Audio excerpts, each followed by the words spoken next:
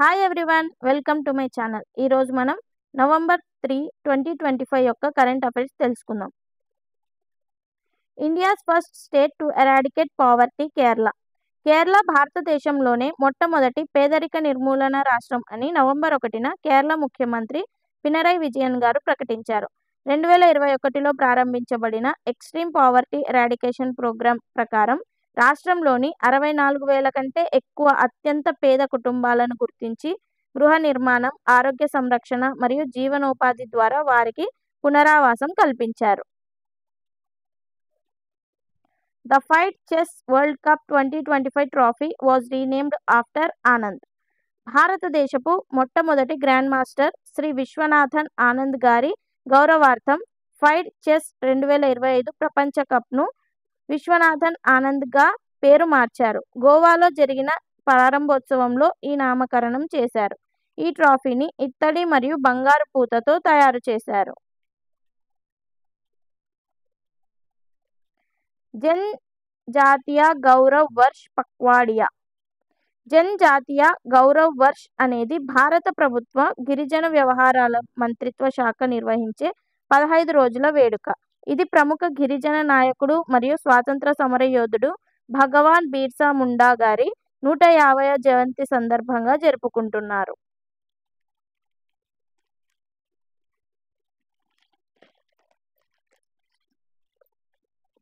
City of gastronomy Lucknow.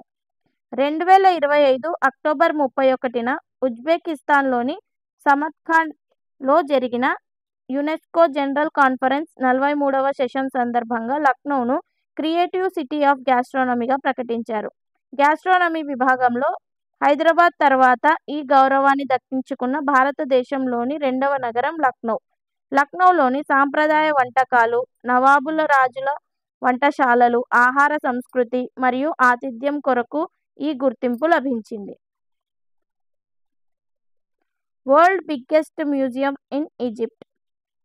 November 1, 2025న ప్రపంచంలోనే అత్యంత పెద్దదైన మ్యూజియం ఈజిప్ట్లోని గిజా పిరమిడ్ సమీపంలో ప్రారంభించారు. ఈ మ్యూజియం 1,00,000 కంటే ఎక్కువ కళాఖండాలను కలిగి ఉంది.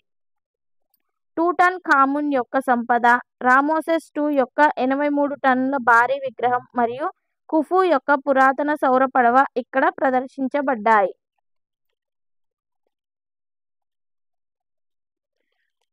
Rohan Machchanda Bopanna announced retirement. Indian professional tennis player అయిన రోహన్ బొప్పన్న గారు నవంబర్ 1, 2025న టెన్నిస్ నుంచి రిటైర్మెంట్ ప్రకటించారు. 45 సంవత్సరాల వయసులో అతను గ్రాండ్ స్లామ్ గెలిచి డబుల్స్లో ప్రపంచ నంబర్ 1 స్థానానికి చేరుకున్న అతిపెద్ద వయసు ఉన్న ఆటగాళ్లలో ఒకడు అయ్యారు.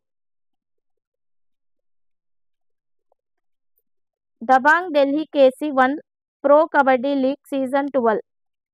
దబాంగ్ ఢిల్లీ KC ఫైనల్లో పునేరి ఫాల్టన్ను 31-28 తేడాతో ఓడించి తన 2వ PKL టైటిల్ను గెలుచుకున్నారు. ఈ ఫైనల్ అక్టోబర్ 31న త్యాగరాజ్ ఇండోర్ స్టేడియంలో జరిగింది. International day to end impunity for crimes against journalist. జర్నలిస్టులపై జరిగే నేరాలకు వ్యతిరేకంగా ప్రతి సంవత్సరం నవంబర్ 2న international day to end impunity for crimes against జర్నలిస్ట్ను జరుపుకుంటారు.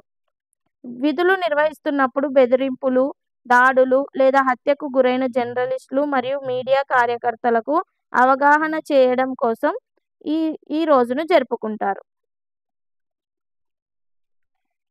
ఇవి ఈరోజు యొక్క కరెంట్ అఫైర్స్. మీకు కనుక ఈ వీడియో నచ్చినట్టయితే లైక్ చేయండి, షేర్ చేయండి, సబ్స్క్రైబ్ చేయడం మర్చిపోకండి. Thank you for watching.